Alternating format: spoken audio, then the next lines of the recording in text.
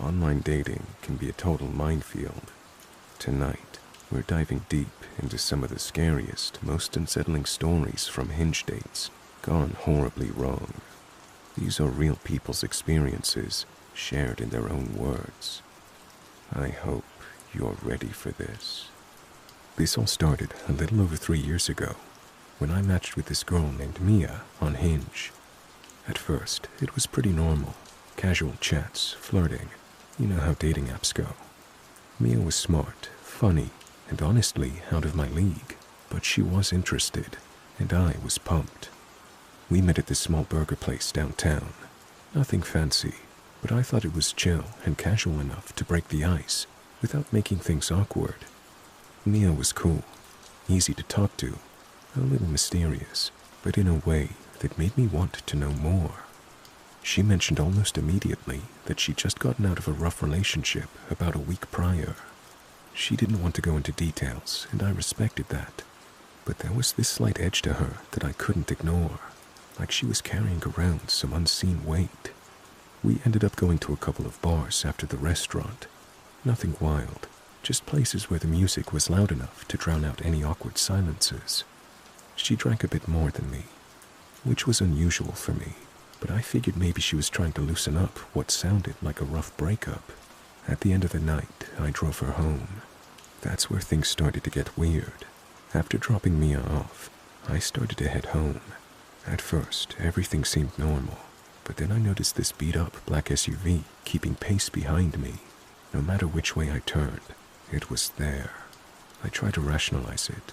Maybe it was someone else heading home, or a coincidence. But as the blocks ticked by, the car stayed on my tail. I got this sinking feeling in my stomach. I couldn't shake the feeling that I was being followed. I didn't want to freak out, so I called Mia. She sounded tense and said, "Don't go home yet. I'll call you back." I started driving in circles, going past 2 police stations just to be safe, trying to lose the SUV without making any sudden moves that might escalate the situation. About 20 minutes later, Mia called back. Her voice was low, serious, and I could tell she was scared. She said, "Okay, you can go home now, but just act normal. Don't do anything weird." That advice felt like a bad joke at the time. Act normal, when I'm pretty sure some dude is tailing me because of her ex. Still, I headed to my apartment, hoping that things would calm down. When I pulled into my complex, I saw something that made my blood run cold. There were about 20 to 25 people hanging around the entrance, mostly Hispanic guys, some with visible tattoos, others just looking menacing as hell. They weren't exactly what I'd call friendly neighbors. Mia's cousin was there, someone she'd warned me about before. He was involved with a local gang, and from the story she told me in bits and pieces, this guy wasn't someone to mess with.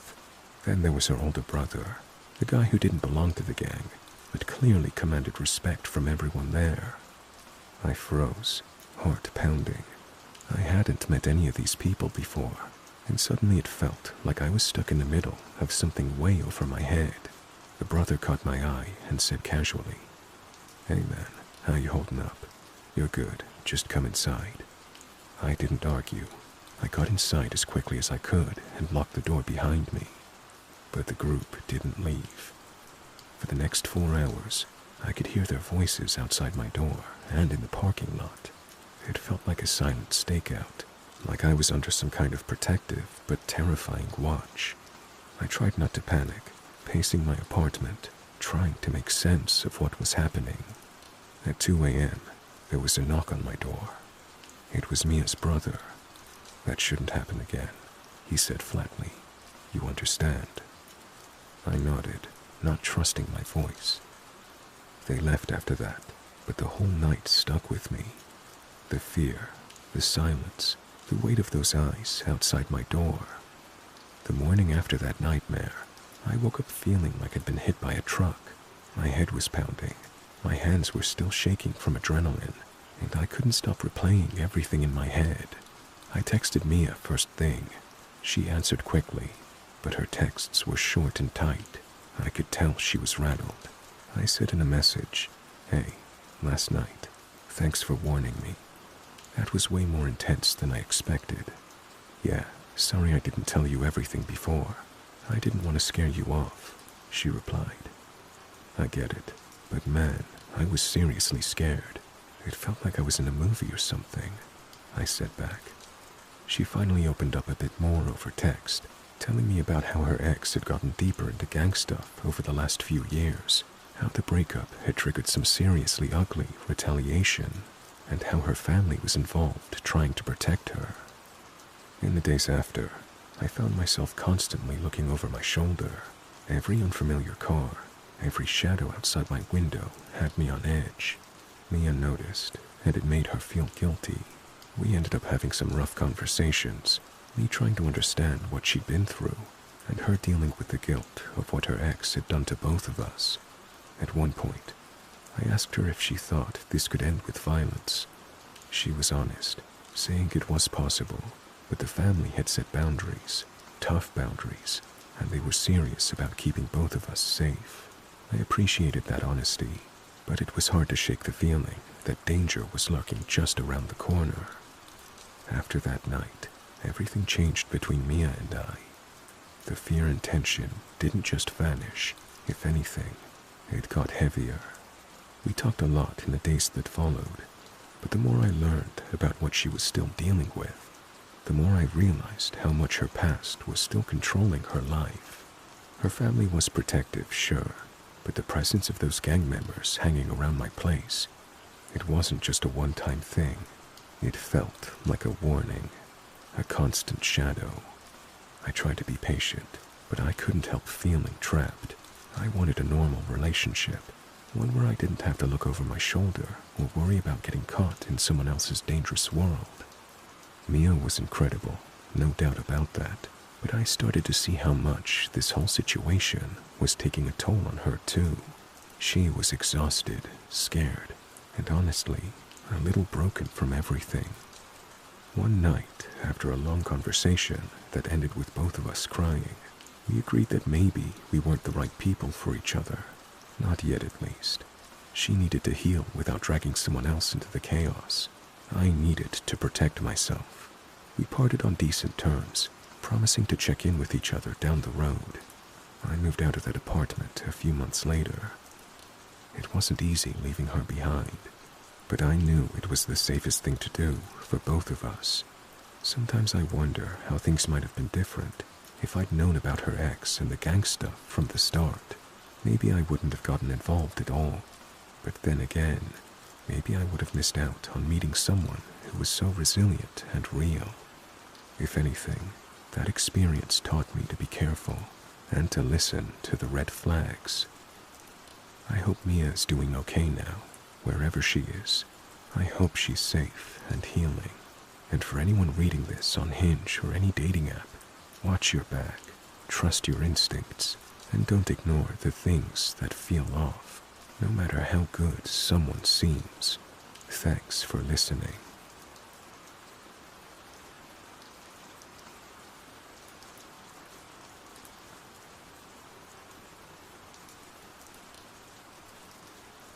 This happened a few months ago, and I still can't shake how weird it all got.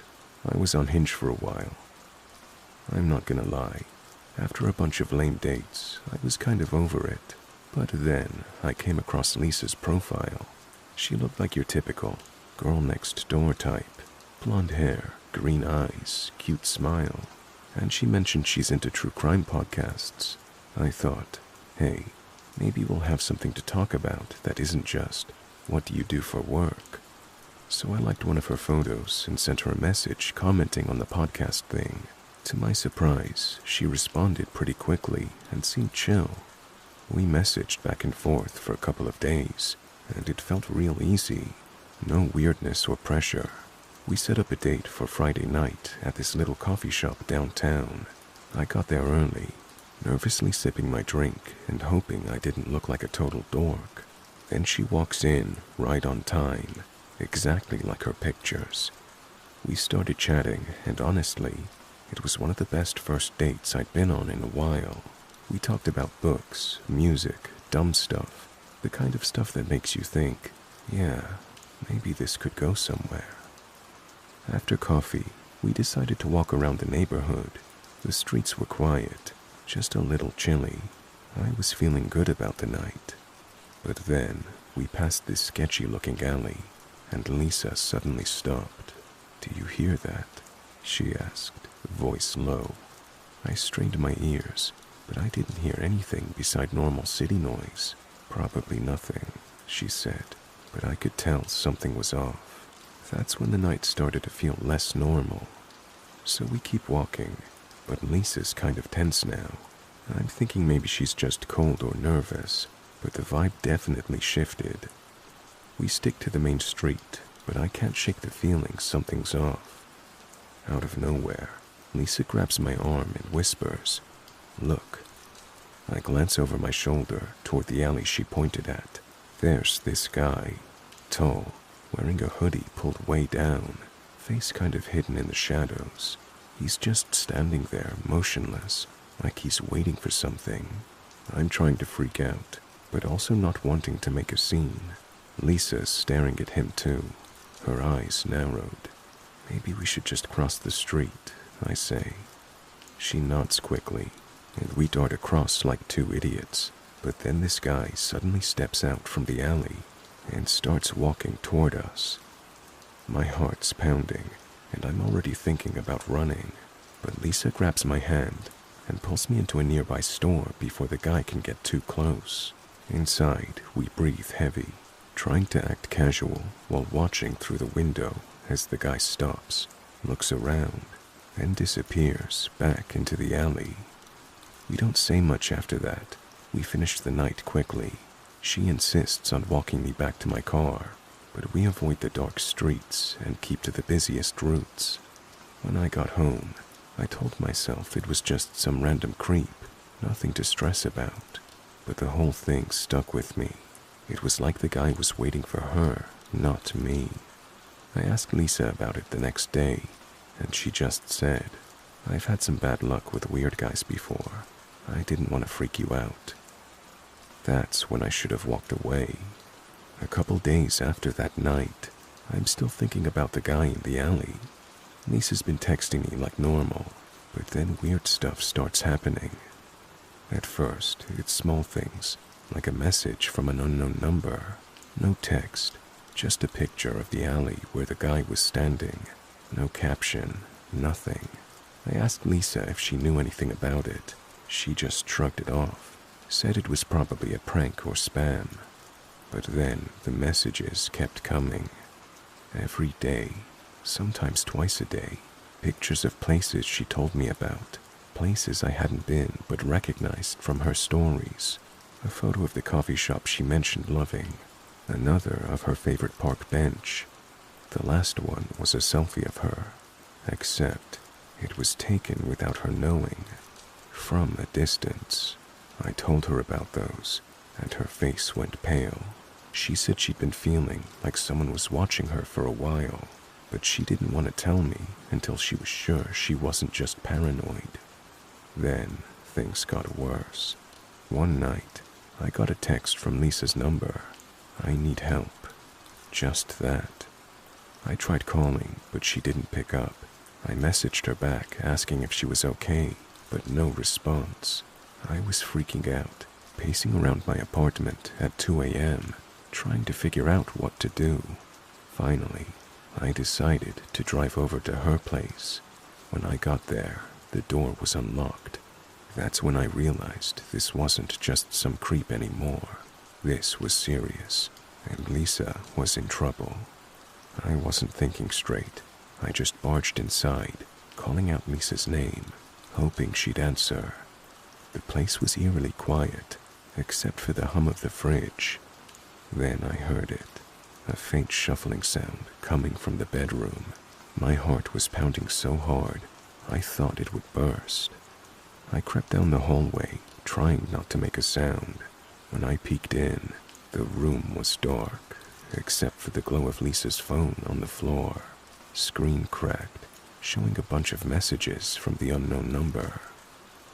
And then I saw him, the guy from the alley, standing by the window, looking like he was about to slip out.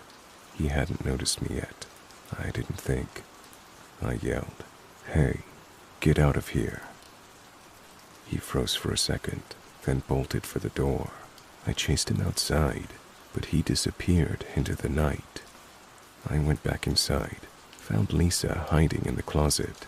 She was shaking, tears streaming down her face. She said the guy had broken in, tried to grab her phone, and she locked herself in there. We called the police and waited together, still shaking. They came to the conclusion that he must have been watching her for weeks, probably following her from when we met on Hinge. But I couldn't stop thinking, what if I hadn't shown up? What if this guy had gotten away with something worse? The cops took our statements, dusted the place for prints, and told us they'd put extra patrols around the neighborhood. They even suggested Lisa change her number and tighten up her social media privacy.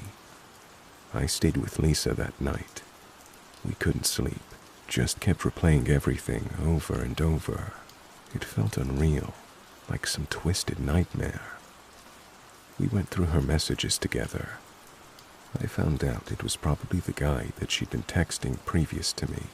He had sent some really creepy stuff, like he knew where she was before she even said anything online. He was obsessed, and the whole thing had been escalating slowly. Lisa kept apologizing, saying she should have told me more about what she'd been dealing with. I told her none of this was her fault. None of it. Over the next few weeks, the police kept us updated. They found the guy living in a halfway house, but his phone was off, probably trying to lay low. They said if he came near Lisa again, it'd be a felony. The whole thing changed how I saw online dating. I'm usually pretty careful, but this, it made me realize how easy it is for people to stalk and manipulate, and how quickly things can go from casual to dangerous. Lisa and I are still talking, but we're taking things slow. We both needed time to heal and feel safe again. So yeah, if you're ever on dating apps like Hinge, just please be careful.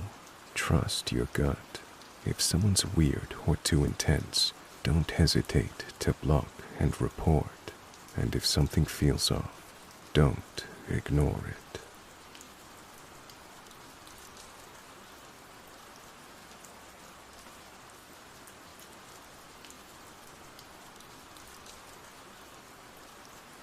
This happened back in December, about a week before Christmas.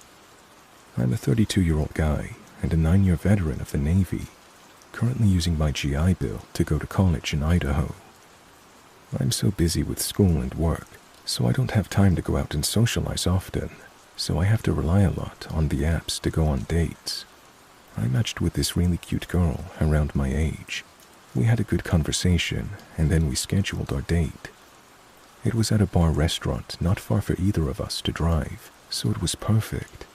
She was very pretty in person, and we got along great. During our conversation, I found out that she worked in a non-cop role at the police station, like a receptionist essentially. I also learned she had a roommate, whom she said was out of town for the holidays.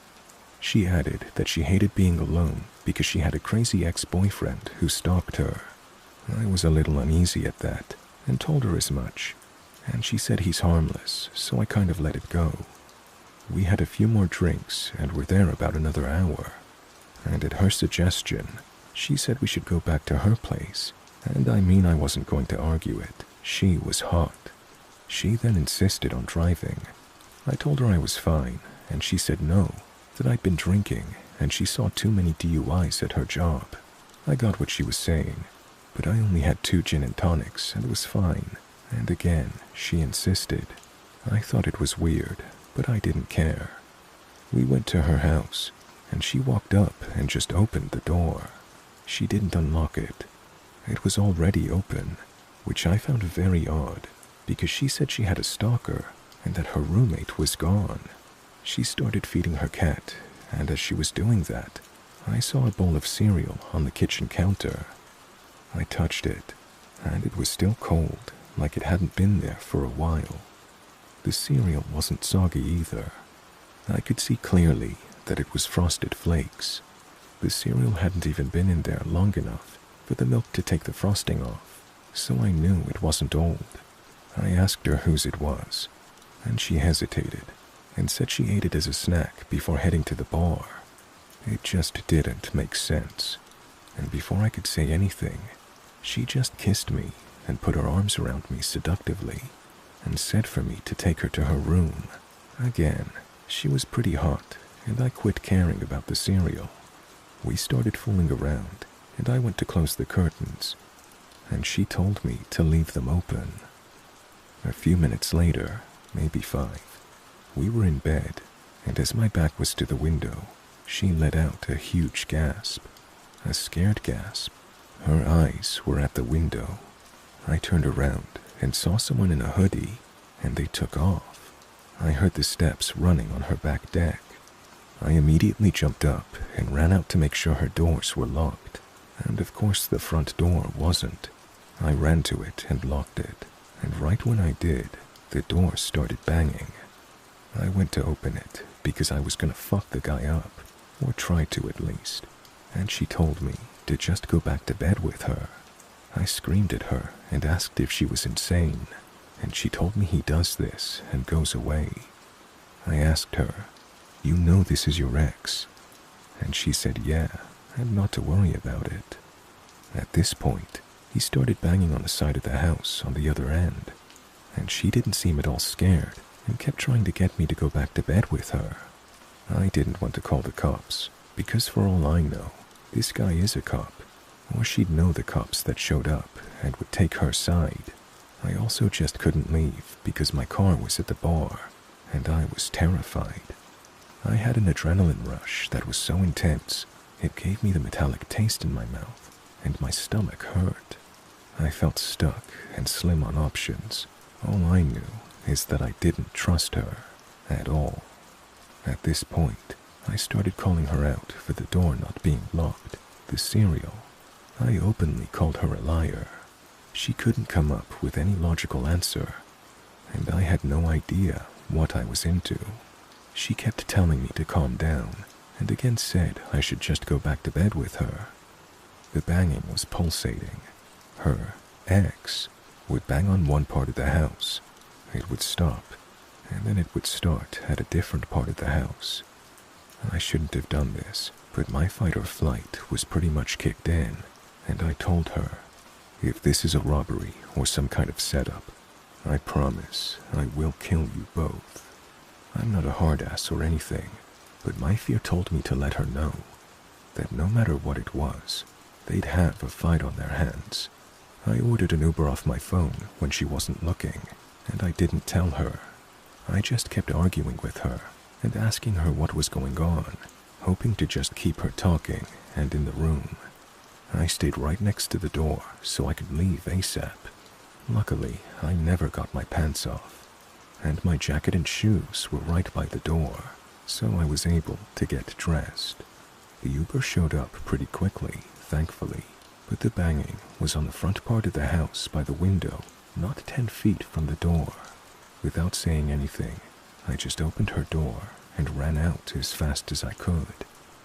I saw the person running around the house and just kept running to the car. I got in and I looked back at the door, and my date was just standing there. It's only been a little over a month, but I honestly have no idea what the fuck I was into. I don't believe the story of just a girl with a crazy ex.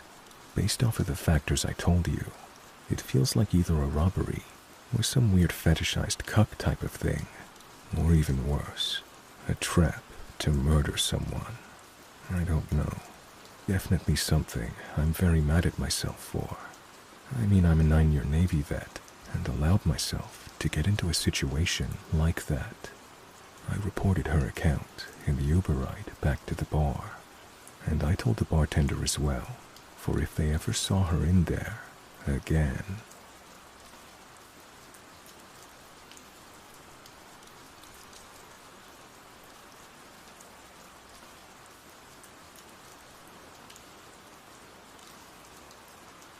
So, I matched with this guy Mark on Hinge. At first, everything seemed fine. He was charming, funny, seemed pretty normal. We spent a few weeks chatting, and I was honestly excited when we set up our first date. It was nothing fancy. Coffee, a walk in the park nearby. Fast forward to our second date, which was supposed to be casual drinks at some local spots downtown. At first, Mark was the life of the party, cracking jokes, smiling like everything was fine. Then, somewhere between the third and fourth drink, something shifted. He suddenly got quiet and pulled out his phone, his hand shaking a little. Then he whispered, "I think those guys by the door are watching me. They're waiting for me." I glanced over. Just some random guys chatting, nothing threatening, but he looked like he actually believed it. I tried to laugh it off. "Dude, it's just a bar. No one's out to get you." But he wasn't having it. He kept checking his phone like he was tracking something, kept saying, "We need to get out of here, now." I told him maybe we should head back to my car. It was parked a little ways off, and I figured a walk might clear his head. But then, once we hit this quieter part of the street, where there weren't many people around, he started turning on me. Suddenly, he was saying I was in on it too, like I was trying to trap him or something. I tried calling his friend to come get him, but Mark grabbed my phone from my hand, looking wild-eyed. He snarled that I was trying to call the cops. Then he got close, way too close, and told me, "You don't want to make this worse for yourself." At that moment, I was frozen. The street was empty, the night was cold, and his breath smelled of whiskey and something sharp I couldn't place. I thought, if he actually hurts me here, no one will find me until morning. Thankfully, his friend finally showed up and got him out of there. I left fast and spent the rest of the night shaking, heart racing. The next day, Mark acted like none of it happened, like he blacked out or something. I told him I couldn't keep doing this. He was unpredictable, scary even. After that night, I couldn't stop replaying everything in my head, how quickly things had flipped from fun night out to holy shit, get me out of here. I kept telling myself maybe I'd misread it, that maybe Mark was just stressed or having a bad night, but something deep down told me that was wishful thinking. I didn't reply to his texts for 2 days. Then, when I finally did, he acted like nothing happened, like he had zero memory of being paranoid or aggressive. He sent me a message. "Hey, sorry if I was weird that night. It was probably just the drinks. Wanna meet up again soon?" I stared at my phone, heart sinking. How could someone behave like that 1 minute and then pretend it never happened the next? It felt like a gaslight moment, you know? Like he was trying to rewrite reality so I'd question my own sanity. Still, part of me wanted to believe he could be better. Maybe he really was struggling with something he didn't understand. So, I agreed to one more meetup. I thought I could get a clearer picture, see if this was just a one-off or something more. We met at a quiet cafe during the day. Mark seemed calm, almost too calm. I asked about that night, gently, and he shrugged, said he remembered bits and pieces, blaming the drinks again. But his eyes kept darting around, like he was scanning the room for threats I couldn't see. Then, out of nowhere, he got this twitch in his jaw and muttered, "You don't know what it's like. People following me, watching me. I can't trust anyone." I asked who, but he shook his head and changed the subject. It wasn't paranoia anymore. It was something darker, something inside him that felt broken. That was the moment I realized I was in way over my head. This wasn't just a bad night or a rough patch. It was a warning sign. The charming guy I met on Hinge was masking something volatile, something I didn't want to get tangled in. I told him I needed space. He didn't fight me on it, just nodded. But his eyes held a strange emptiness. That night, I changed my locks. I deleted my profile, and I started sleeping with my phone by my bed, ready to call for help if I ever saw him lurking outside. Because deep down, I knew, sometimes, the real horror stories don't come from ghosts or monsters. They come from the people you think you can trust. After I cut things off with Mark, I thought I could breathe again. I told a few close friends what happened, and they were supportive, but also kind of concerned, like, "You're lucky you got out when you did." And honestly, I didn't really feel lucky at the time. I felt like I dodged something that could have gone way worse. But then the weird stuff started happening. At first, it was small things. I'd see a shadow out of the corner of my eye when I was walking home late.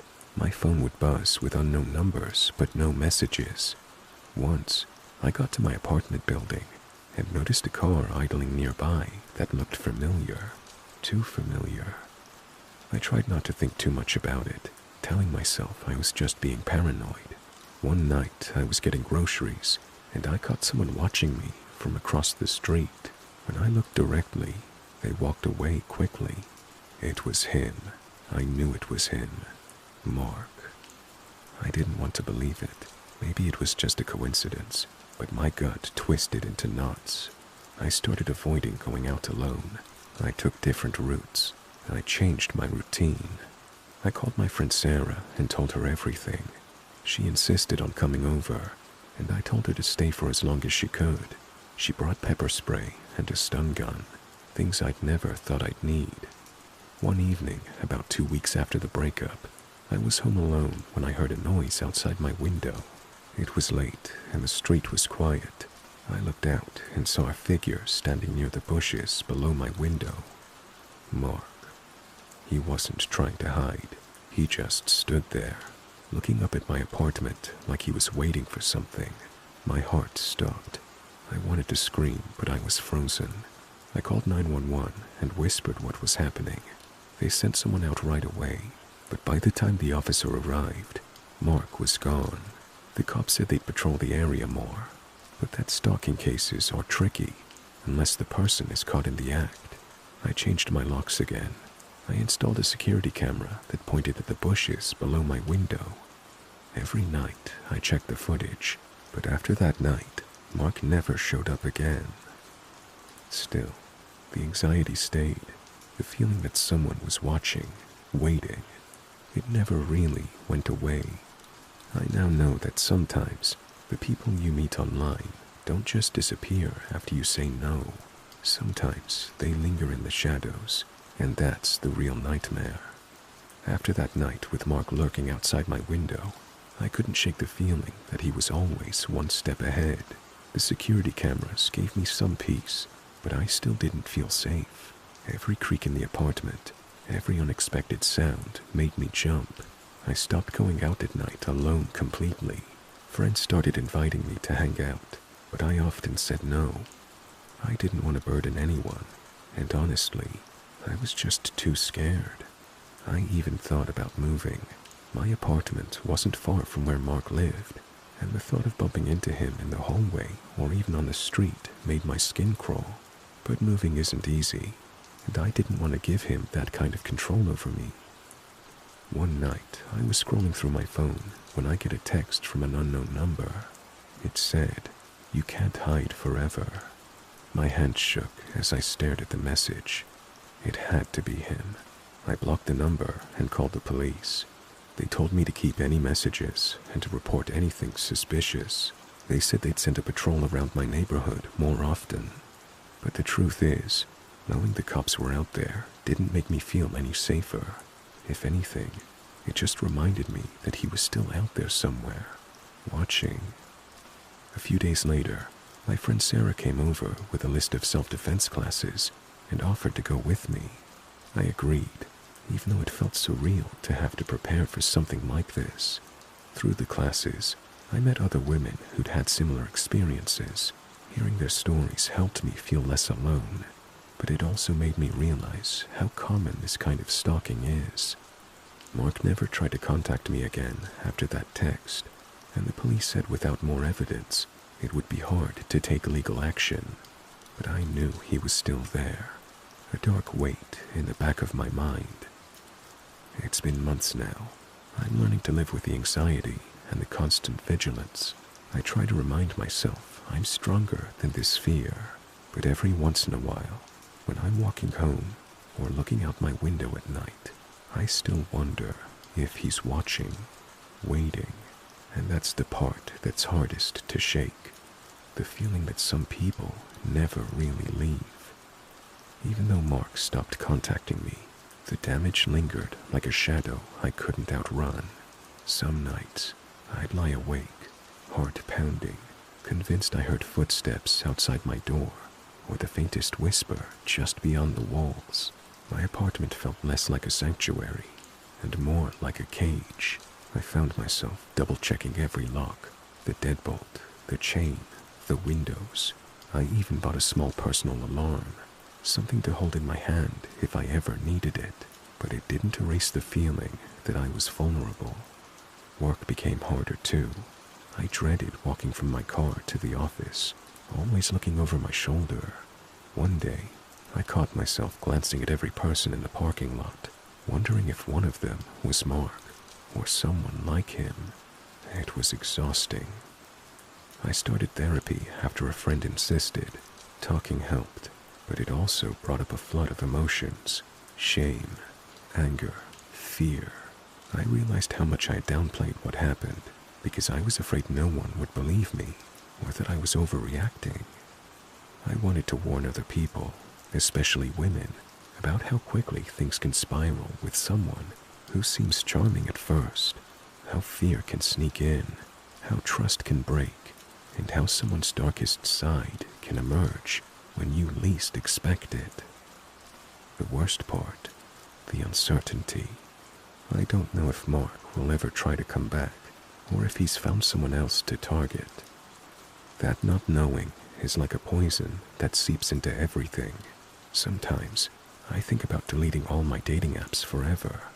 Maybe I'm too broken to try again, but then I remind myself that not everyone is like him, that I deserve to feel safe and happy, even if it takes time. So, if you're listening to this and feel scared or unsure, trust your gut. Don't ignore the red flags, and don't ever feel like you're alone, because sometimes the hardest battles are the ones we fight inside ourselves after the danger is gone.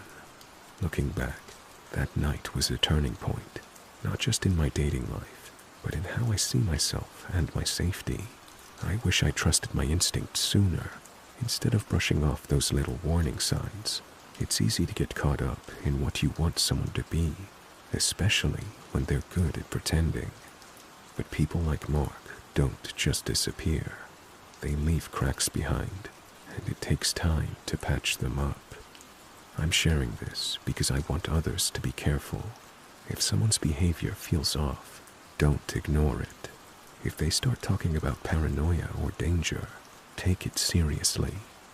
Your gut is one of the best defenses you have. Dating can be scary, but it's also a chance to meet people who will treat you right. Don't let one bad experience stop you from finding that. Just be cautious, be aware, and above all, take care of yourself. Stay safe out there.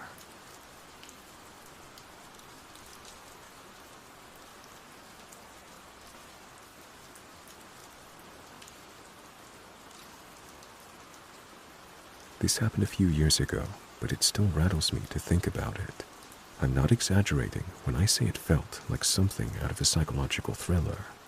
I'm posting this partly because I still get weird feelings about it sometimes, and partly as a heads up to anyone who ever gets that gut feeling that something's off. Please trust it. So, for background, I met this guy, Chris, on Hinge. He seemed nice enough, charming, articulate, funny in that dry, sarcastic way that I like. He had a good job in IT, his own place in a nice neighborhood. No red flags I could pick up on right away.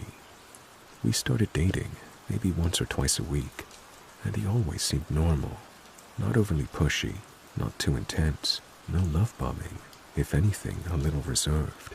Honestly, I was the one more unsure because he was kind of private and low-key, but I chalked it up to him being introverted. After about a month of this, he invited me to stay over for the first time. I'd been to his place before for dinner once, but never stayed overnight. So we hang out on a Friday night, cook dinner together. Well, he cooked. I offered to help and he said no. Just relax. Watched a movie, cuddled a bit, slept together, and went to bed. Nothing weird. If anything, I remember texting a friend saying it felt like a turning point, like maybe we were going to become a more serious thing. Then the next morning, and this is where it gets nuts. He gets up early for work. I was off that day. He gets dressed and tells me to just sleep in and relax. He tells me, "You can hang here as long as you want. I'll be back by 5. "Okay, thanks. I might just chill for a bit, then head out," I replied. "No need. Just stay inside, all right?" he said, smiling. It didn't really register at the time. I was groggy, still half asleep. He kissed me goodbye and left. About an hour later, I was fully awake, had made some coffee, and decided I'd just go home, take a shower, and get on with my day. As I went to open the front door, well, it wouldn't open. I figured maybe it was sticky, so I pulled a bit harder, and eventually, to my disbelief, realized it was locked. Obviously, this struck me as weird. I tried to open the deadbolt and doorknob. Neither budged. I went to the back door, also locked. Door into the garage, same thing. This is where I began to feel quite panicked. I looked around the house for maybe a key to the back door, but I noticed some key hooks in the front room, and they were empty. Okay, so this is weird. I was finding it harder to rationalize that this was a mistake on Chris's part at this point, and I was scared. I just wanted out, so I tried a few windows. Some had screws drilled into the frames, and the rest were the crank-open kind that wouldn't open wide enough for a person to fit through. I started thinking maybe I missed something. Maybe there's a key or a code I didn't know about. I knew I had little choice but to text him. "Hey, I think I'm locked in. I can't open the front door," I messaged. His reply came 5 minutes later. "Yeah, I locked it before I left. Just stay inside. You're not allowed to go out when I'm not home." Excuse me, what? I stared at that message like it was written in another language. Not allowed to go out? Who says that to a grown adult? I genuinely thought it was a joke at first, like maybe he meant it in a ha-ha, just stay safe kind of way. I responded, "Are you serious? I need to leave." No reply. I called him. No answer. Left a voicemail. Waited 10 minutes. Called again. Nothing. I started to panic. Like legit, heart racing, full body sweat panic. I realized I was completely alone in a house I could not get out of. I checked every possible exit again, and this wasn't just, "Oops, I accidentally locked the door on my way out." No, this was intentional. He used actual keys to lock every exterior door, and then took the keys with him. I was locked inside, like a damn pet. At this point, I'm freaking out. I don't know his neighbors, I don't have their numbers, and I don't want to draw attention by banging on windows. I couldn't climb out without breaking something, and I didn't know if I'd even be able to do that without getting hurt. He lived in a raised bungalow, and the windows were small and high up. Eventually, I found a tiny toolkit in a laundry cabinet. I kid you not, I pried the frame off one of the side doors until I could slide the bolt back. It took me almost an hour. My hands were shaking, and I was honestly scared he might come back before I got it open. When I finally got the door loose and slipped out, I felt like I just escaped a hostage situation. I ran down the driveway and didn't stop until I was at the end of the block. I called a friend, told her everything, and I stayed at her place for the next 2 days while I processed what had just happened. I blocked Chris immediately on everything. He never tried to contact me again, which almost makes it creepier, like he either realized how messed up it was or maybe just didn't care. I still don't know what his endgame was. Control, some delusional fantasy about protecting me, or something darker. I reported the incident to the police because I was afraid he would do this to other women. I remember being so embarrassed at the time that I had found myself in that situation, but looking back now, I realize it wasn't my fault, and it wasn't normal, and in fact, The officer told me as much, that it was a serious offense and they would follow up. I'm still deciding whether to press charges because I really don't want to see him again. I know it's the right thing to do, but I am scared. If you take nothing else from this, let it be this. Whether you've known them for 4 days, 4 months, or 4 years, if someone tells you you're not allowed to do something basic like leave a house, that's not love. That's control. That's dangerous. Even if they seem perfectly normal, trust yourself when something feels off.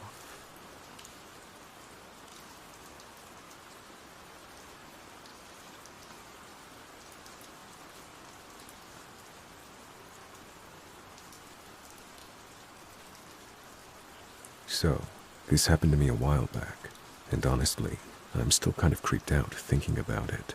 I met this guy, Jason, on Hinge. We'd been chatting for a couple of weeks. He seemed normal enough, a bit quirky but funny.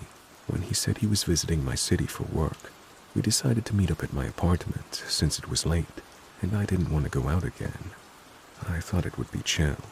From the moment I opened the door, something felt off. Jason smiled, but it wasn't warm. It was the kind of smile that made your skin crawl, like he was hiding some kind of secret. I tried to brush it off, thinking maybe I was just nervous. He kept making these weird remarks about how perfect my skin looked, but said something like, "It's a shame all that beauty is just surface level. I bet there's a darker side hiding underneath, like everyone has." I should have kicked him out right there, but I wasn't prepared for the confrontation, and I stupidly told myself it was a compliment that came out way creepy. When I finally did suggest he leave, mentioning that I had an early start, he seemed reluctant. He asked if he could crash on my couch because he missed the last train. I didn't want to be rude, so I agreed. But I locked my bedroom door before going to sleep. Something told me to. Around midnight, I started hearing noises, footsteps, shuffling, like someone was moving around in my apartment. I froze. Then there was a knocking at my bedroom door. It was Jason. He said he needed help with something, but I just didn't feel safe opening up. My gut screamed at me to stay put, so I ignored him. Morning came, and I cautiously checked the place. Jason was gone, but my bathroom was covered in aluminum foil. I mean the entire bathroom, walls, sink, even the toilet. I still don't know why. It was like some weird prank, or sign that he invaded my space way more than I realized. I was terrified for days, changed my phone number, but every noise made me jump.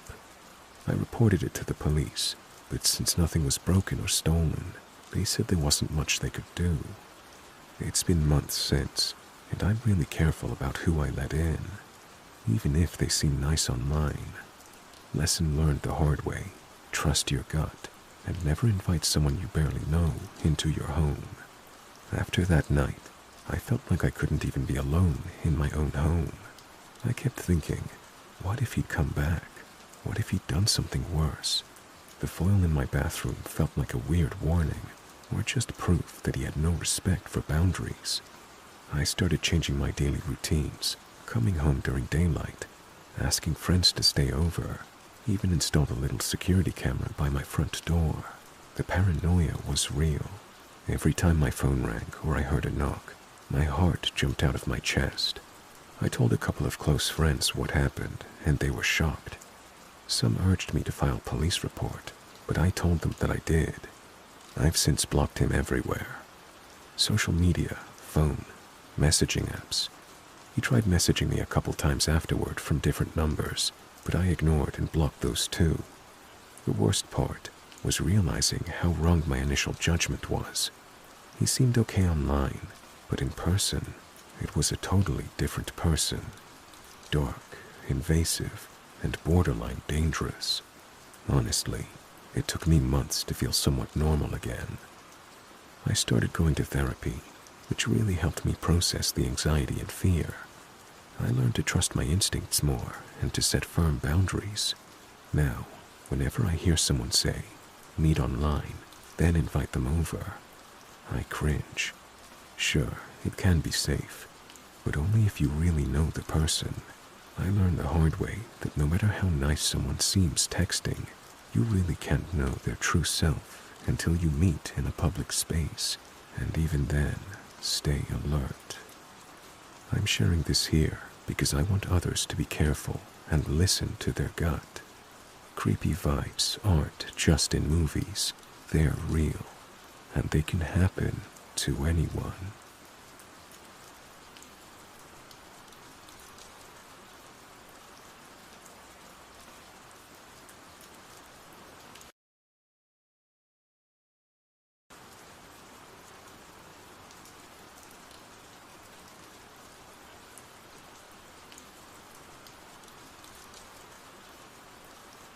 I hope you enjoyed that.